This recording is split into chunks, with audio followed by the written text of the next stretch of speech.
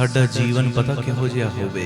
ਕਿਸੇ ਨੇ ਬੜਾ ਹੀ ਸੁੰਦਰ ਲਿਖਿਆ ਹੈ, ਕਹਿੰਦੇ ਸਭ ਨੂੰ ਹਸਾਇਓ ਪਰ ਕਿਸੇ ਦੇ ਉੱਤੇ ਹੱਸਿਓ ਨਾ।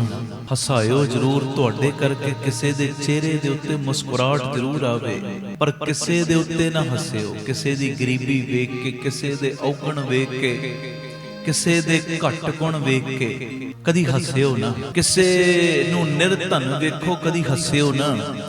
ਕਹਿੰਦੇ ਸਭ ਨੂੰ ਹਸਾਇਓ ਪਰ ਕਦੀ ਕਿਸੇ ਤੇ ਹੱਸਿਓ ਨਾ। ਸਭ ਦੇ ਦੁੱਖ ਵੰਡਿਓ ਪਰ ਕਿਸੇ ਨੂੰ ਦੁਖੀ ਕਰਿਓ ਨਾ। ਆਖੋ ਧੰਨ ਗੁਰੂ ਰਾਮਦਾਸ ਜੀ, ਧੰਨ ਗੁਰੂ ਰਾਮਦਾਸ ਜੀ। ਜਿੰਨਾ ਵੀ ਹੋ ਸਕੇ ਦੂਜਿਆਂ ਦੇ ਦੁੱਖ ਵੰਡਣੇ ਨੇ, ਪਰ ਕੋਸ਼ਿਸ਼ ਕਰੋ ਸਾਡੇ ਕਰਕੇ ਕਿਸੇ ਨੂੰ ਦੁੱਖ ਨਾ ਪਹੁੰਚੇ, ਕੋਈ ਸਾਡੇ ਕਰਕੇ ਦੁਖੀ ਨਾ ਹੋਵੇ। ਪਿਆਰ ਨਾਲ ਲਖੋ ਨੇ ਜੀ ਧੰਨ ਬਾਬਾ ਦੀਪ ਸਿੰਘ।